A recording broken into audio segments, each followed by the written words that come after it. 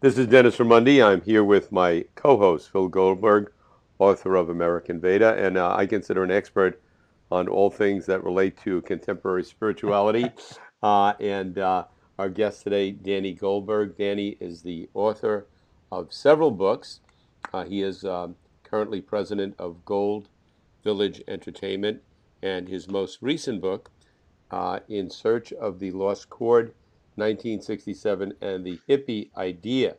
1967, obviously being 50 years ago. It's the year I graduated from high school, and I'm really looking forward to this interview because that's a subject area of great interest to me.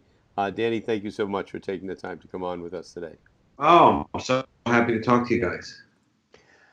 Danny, first we should establish that you and I are not related. Correct. A lot of Goldbergs. A lot of Goldbergs. Yes, I'm from Whoopi's side of the family, and so we are probably not related.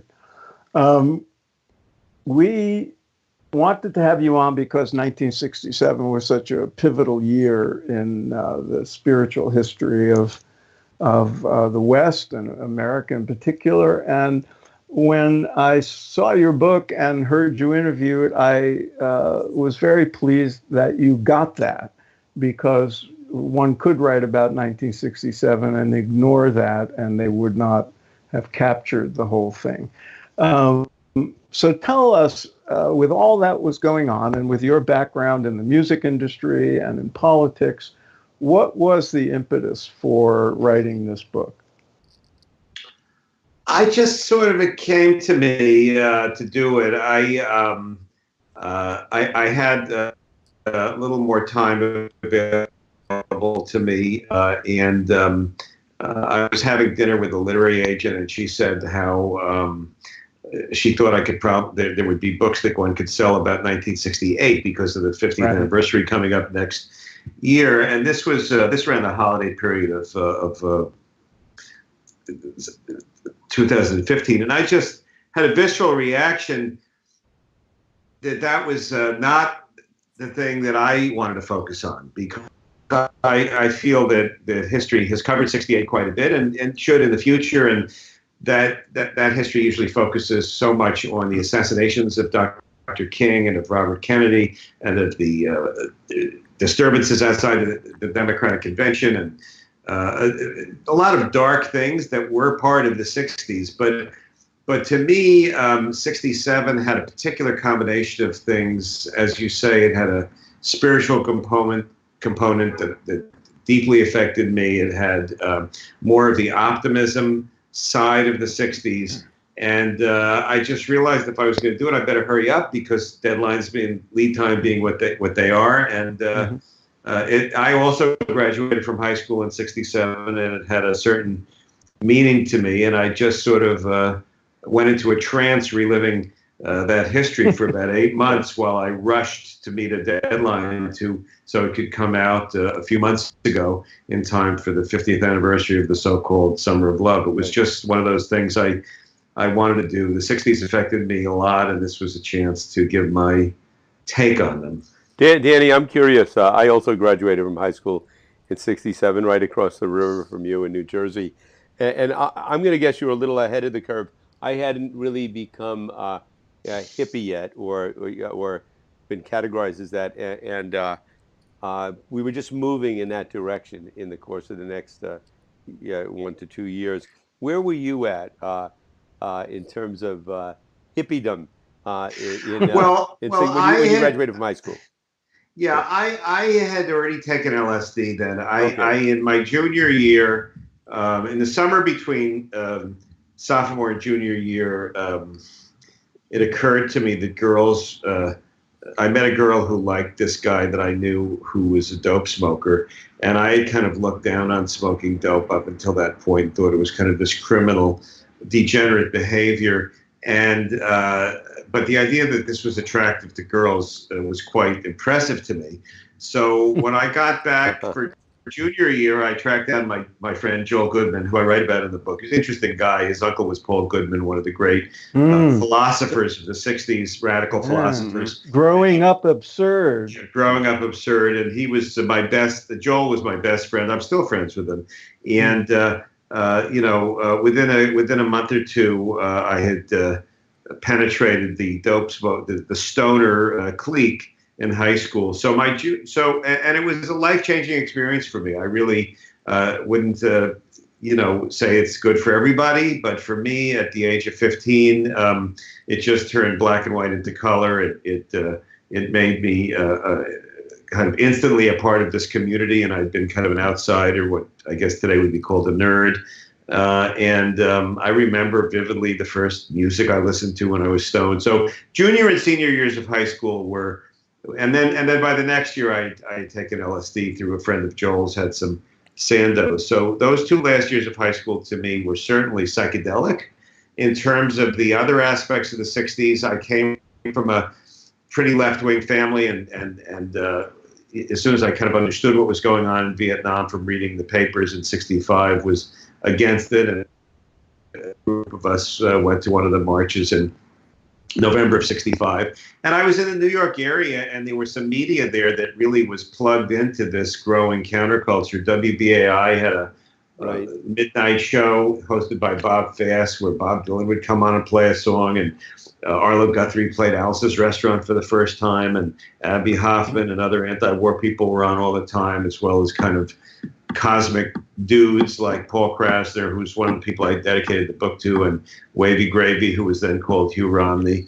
The Village Voice was chronicling it. So I was an avid front row spectator of this so-called counterculture, yearning to be part of it, and disinterested in almost every other aspect of life. I was an indifferent student, not an athlete, but I was really captivated by the idea that there was kind of a new way of defining oneself, a new way of thinking about the purpose of life, and this community that I could be part of. Right. Yeah, Phil, if I could just follow up. Yeah, go ahead. As you were speaking, I actually remembered, Danny, in October 1967, all right, so that was exactly 50 years ago, I remember going to Washington Square Park. I don't know if it was a weekend or a weekday. I think it was a weekend, like a Sunday afternoon, and there were people giving speeches, and there was stuff going on, and that was a mind-altering experience for me, just hearing this stuff, and it just set me in the direction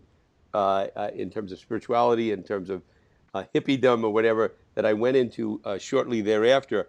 But that was exactly then, and I'm going to guess you were familiar with the West Village and that area at that time, having been in school there, in high school. I was earlier, by October, I got, again, we graduated in June. I got into University of California, Berkeley. And so I was in Northern California by the fall of '67. But, just to be clear, my book's not a memoir. It's sort of 5% about me and 95% just a history through my eyes to try to really understand the things that I was in, but wasn't quite old enough or cool enough to be part of. But the West Village was the magnet. It's where I wanted to be. My parents lived in Westchester. I thought they were crazy. I didn't know why they lived in Manhattan.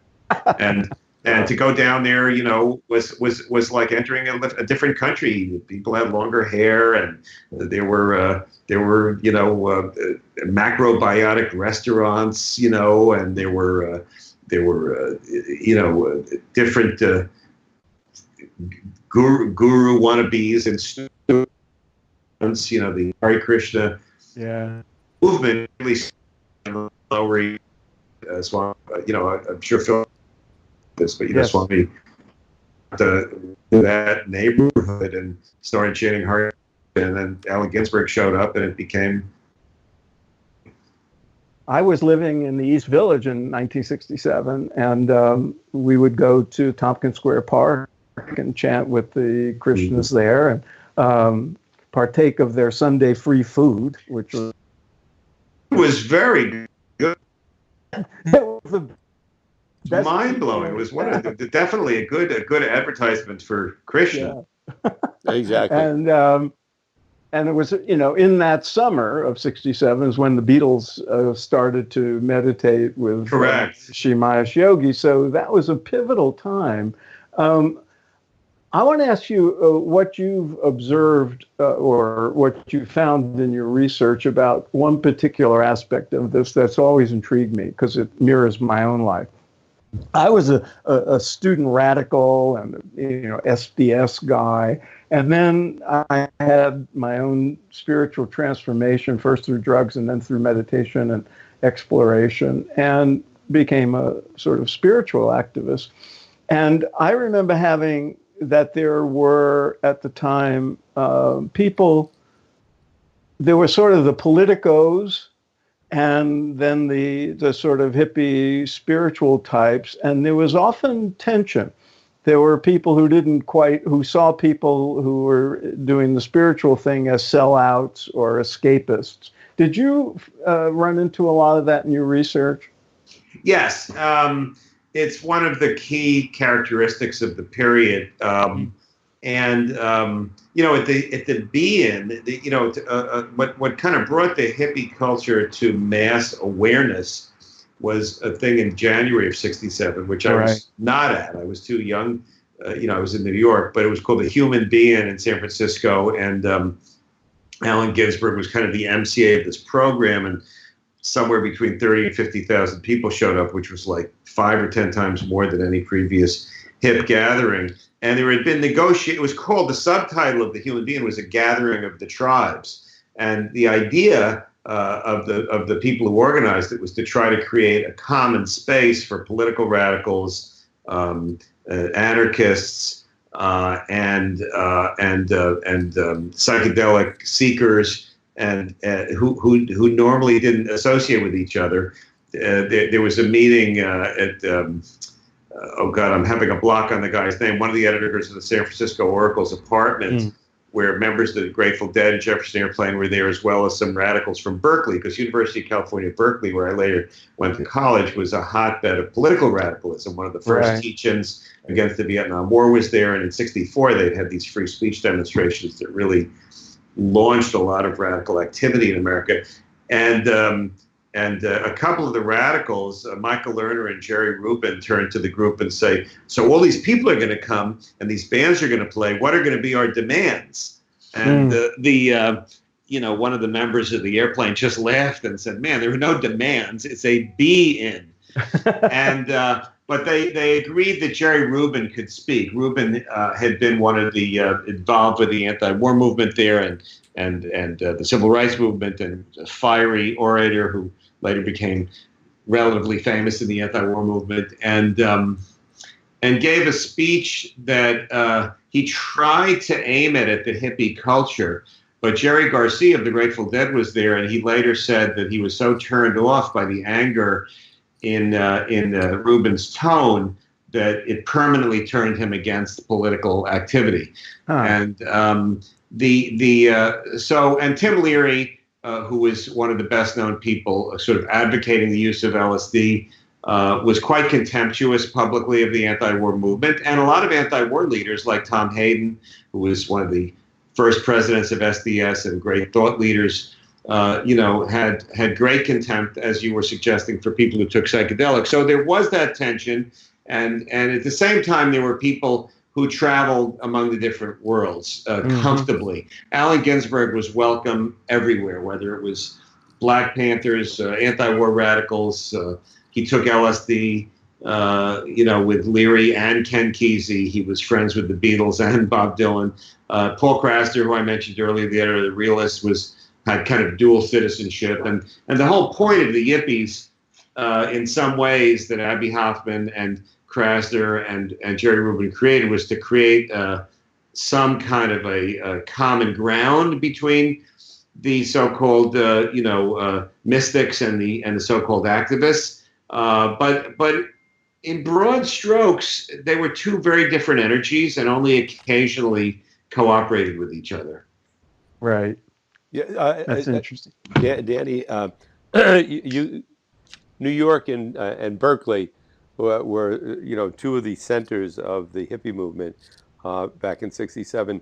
Did you notice, was I was familiar with New York. I wasn't familiar with Berkeley or San Francisco at that time. Was there a big difference between those areas? Well, pot was cheaper in Berkeley, Uh-huh. um, There you go. but you know, there wasn't as much difference as you might think. You know, it was an international movement, really, and people kind of who looked a certain way and spoke a certain way had more in common with each other than they did with people that happened to be in the same zip code. You know, Kesey had told Tom Wolfe, and he was quoted in the book, the Electric Kool-Aid Essay Test, that, you know, that California was 3 years ahead of New York. You know, he was very, but by 67, New York and London had caught up. I think what Kesey was referring to was just the availability of psychedelics. And I found them pretty similar in many respects and went back and forth without feeling any culture shock. Yeah. Danny, you mentioned a couple of these people. Your dedication was striking to me because you dedicate the book to Paul Krasner, Wavy Gravy, and Ram Dass. Now, most of our listeners would know who Ram Dass is, but many, especially the young ones, would not know Wavy and Paul Krasner. Give us a thumbnail about who they were and why you chose to dedicate the book to them. Well, if I could reverse the answer is why I chose to is that there are three people that are now in their 80s who've lived righteous lives. To me, they kind of proved the concept of this inchoate philosophy that people were bandying about at that time. Many people who were part of the counterculture died young, became drug addicts, self-destructed in different ways. And others didn't, and there were three people that I've gotten to know over the years and who inspire me as having really walked the walk that they talked, or whatever one would say. Paul Krasner is best known for having edited a periodical called The Realist, which was quite a big deal in the 60s and 70s and 80s. It came out irregularly, kind of every few weeks. You never exactly knew when it was going to come along. And it was probably, over that period of time, the most sophisticated writing about the counterculture. He was very close friends with all of the participants. He was certainly not trying to be objective. He was very good friends with Lenny Bruce and was the quote-unquote editor of his autobiography. I've suggested, in my opinion, Paul wrote it, but, you know, Paul will never say that. He'll always say he edited it. And he was also very close with Phil Oakes, with Abby, and he was one of the people who created the Yippies. And although he's less famous today than some of the other people that are remembered from the 60s, in that moment, he was really one of the great thought leaders. When I was listening to that all-night show on WBAI and he was a guest, he just had the deepest insights, and he had a way of bringing sweetness and humor to radicalism. He was kind of a provocateur as well. He was a provocateur. He had he published after the Kennedy assassination, yes. he did this parody. Bird. He did this parody of a famous book about Kennedy that suggested Lyndon Johnson did unspeakable deeds to the corpse of Kennedy. He had a bumper sticker that he sold that said "fuck communism," which Kurt Vonnegut, later said was like the most brilliant summary of what was happening, because it was combining the kind of what we today would call the red state antipathy to communism with the sort of the hip enjoyment of profanity. But he was a lot more sophisticated than those stories would tell. And I think one of the great intellects of the period whose work holds up quite well. And Wavy was a little had started as a stand-up comedian, a protege of Lenny Bruce and Lord Buckley and Woody Allen and others in the Village. He became friends with Ken Kesey, took LSD. He was tripping one night at the Atlanta Pop Festival in 1969, lying on the stage, staring up at the ceiling when B.B. King had to come on stage, gazed him on the floor and said, "Wavy gravy." unknown what B.B. King was exactly thinking when he said that, but from that moment, that was his name. There's a wonderful documentary about. I never knew that. I never heard Yeah, that. yeah, he was named by B.B. King. Absolutely, he was there's a wonderful documentary about Wavy called Saint Misbehavin' that's on a lot of the streaming services. He has gone on to do great humanitarian work. He's quite close to Ram Dass. They formed the Seva Foundation together, where a lot of the money from Be Here, I think most of the money from Be Here now went to, and that's been spent to cure blindness in third world countries. Dr. Larry Brilliant, who I'm sure you know, is another. We've had him on the show. Yeah, another member of that board, and it always refers to Wavy as his best friend. And Wavy runs a summer camp for kids, teaching them to be clowns. He's a real humanitarian. He brought. He always maintained kind of this cosmic psychedelic humor, but brought social consciousness to that hippie movement. He was against the war. He never trafficked in anger. He trafficked in compassion. And I just think he is a borderline saint, and I believe Ram Dass thinks so too. But the reason I dedicated to them is that they survived. They survived the 70s. They survived the Reagan period. They survived materialism and cynicism, and have smiles on their faces today that are completely consistent with who they were in the 60s. Danny, along those lines, are you disappointed in the folks who didn't walk the talk, that didn't do what those fellows did, and sort of went and became Republicans or became Reagan conservatives or whatever? And there was a lot of that. We all saw that, and maybe they sort of changed again. But were you disillusioned? Did you think there were a lot of people that were disillusioned by what took place in the next couple of decades? Well, I think that what happened very quickly is that the external symbols that meant so much to many of us were drained of meaning by overexposure in the media, by being co-opted by corporations and by predators. I mean, long hair at one moment meant, oh, it's a brother. You'd see someone walking down the street and you felt this immediate intimacy and trust. A couple of years later, that person might be Charles Manson, a murderer, or an FBI agent trying to infiltrate a radical group. So the way somebody looked was drained of meaning. The language, phrases like far out and cool and groovy were very quickly co-opted by sitcom producers and ad agencies.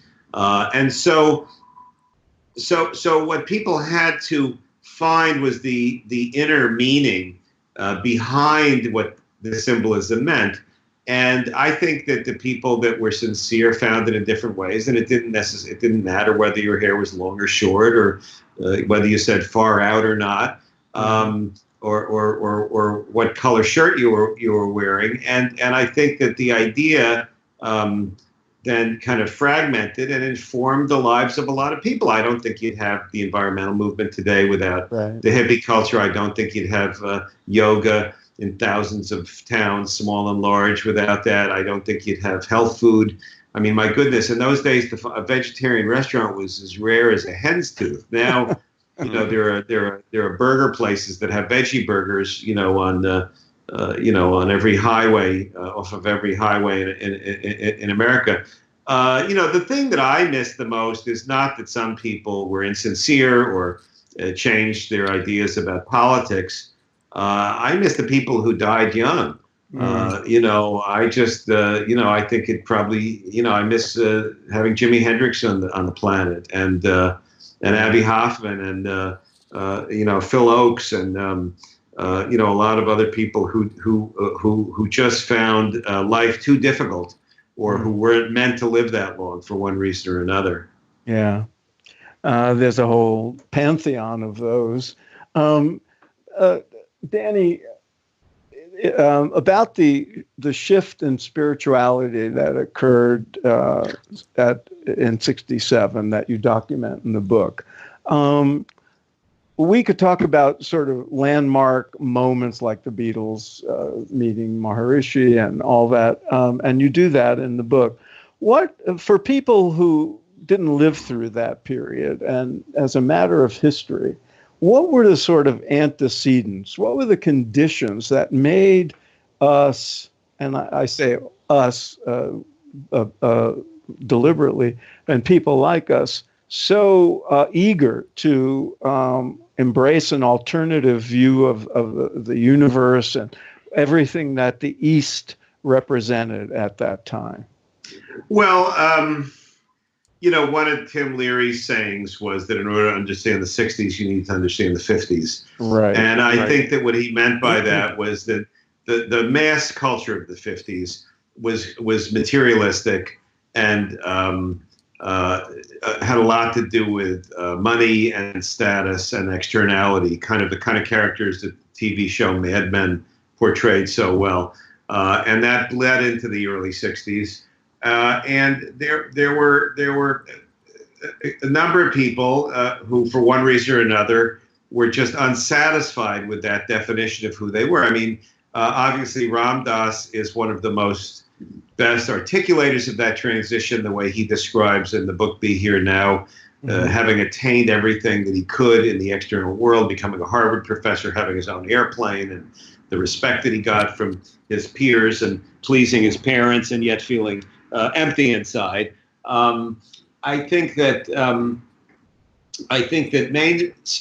mainline religions were meaningful to some people, and they still are, and they were then. But for millions of people, for one reason or another, whether it was a rabbi or a priest who lacked spirit, or people that were abused, or people that felt it was more of a social, tribal thing than a spiritual experience, were not being fulfilled by the religious traditions they were born into.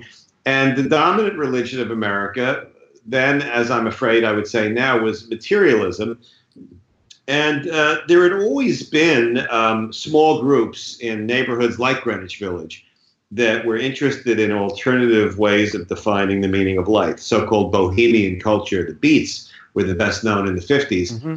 But that was a small minority, only found in sort of college towns and a few cities. And the main aspect of the 60s that I think made it something that we talk about today was that it took that bohemian energy, because these ideas were not new. Mm-hmm. Hinduism and Buddhism and Rosicrucians and Theosophy and other mystical paths had been around for decades or centuries. But they were again limited to small groups. That there were a group of factors in the media and the demographics of society and the development of certain technologies that took these previously esoteric ideas and placed them on the screen of mass media and mass mm-hmm. consciousness. So you didn't need to be a theology major or born into some mystical cult in order to think about these things. You could be anybody that listened to the Beatles, which is basically mm-hmm. anybody in the Western world. At the same time, there was a great suspicion of authority in the United States because of profound questions about the moral and rational basis for the war in Vietnam. And as we're speaking, the Ken Burns PBS history of the Vietnam War is on. And I think it's pretty good. I think it gives short shrift to the anti-war movement. And I have some other criticisms of it that I've written about. But in general, I think it's a very valuable document of the emptiness of the leadership of the government during the war in Vietnam. And then the third thing that developed at the same time was the availability of psychedelics. Mm-hmm. And that is not a small part of the story for people. Certainly the musicians whose music lives on today, like the Beatles and Dylan and Jefferson Airplane and Grateful Dead, took psychedelics and it informed their art at that period. And for a number of people, for at least a brief period of time, and Ram Dass certainly, again, being one of the most famous guys that's able to articulate this, it gave an experience of defining oneself differently than just materiality. And, he talks today about, we're souls, not defined by our roles. But that the kind of germ of that, the origin of that for a lot of us was a psychedelic experience, even if that didn't prove to be a sustainable strategy for getting there. Mm-hmm. And the other thing that was going on, again, the secondary things that were going on that conspired to create kind of this perfect storm that we call the 60s was technology was changing. The first satellite broadcast in history was in 1967, and it broadcast the Beatles singing "All You Need Is Love." So there was the ability to connect people all over the world in real time. There was no internet, but satellite broadcast was a big step forward. The mimeograph machine, which is forgotten, was a big deal because people like Paul Krasner could create their own periodicals without a big capital investment, just a few $1,000s, and you had an underground newspaper. The FCC changed the rules about radio stations so that FM stations were now required to have separate programming from their AM counterparts, and there became another channel for music other than top 40. And that's what and stereo technology became affordable. Stereo had come along in the 50s, but it was very, very expensive when it first came out. My parents couldn't afford one when it first came out. By the time I was at the end of high school, they had these portable KLH players. Every single college dorm room had one of them, and headphones, which used to be only heard in studios by engineers, were available to anybody. And finally, the mass media, then as now, was driven by advertising, and advertisers wanted to reach the audience with the money spendable money that they wanted, and young people are always preferred because that's supposedly when brand preferences take place. But there was this so-called baby boom generation. There were more babies born, between 45 and 55 than any previous decade. So advertisers really were obsessed with reaching that generation, and programmers at places like Time Magazine and CBS and NBC and the other major media catered to that. And so things that 10 years later may have been minor stories, like the Beatniks, never were mass media phenomenon, even though they were quite interesting. The hippies were a mass media phenomenon. Time Magazine had a cover story on the hippies in 1967, wow. and another cover story on the Beatles. That never would have happened 5 years earlier. Danny, thank you so very much for taking the time to come on with us today. And again, the name of the book, In Search of the Lost Chord, 1967 and the Hippie Idea, and a book available now. And any final words or thoughts you'd like to share with us? Well, I just want to say to Phil, I was a great admirer of American Veda. I read it very carefully when I was doing my book. And if there's by some chance, anyone listening that hasn't read it, I urge them to do so. Great. Oh, I really appreciate that. And I share the compliment for In Search of the Lost Chord. I think they're kind of companion books in many ways. Well, that's the highest praise I could hope for. Thanks for including me in your podcast. Thank you, Thanks, Danny.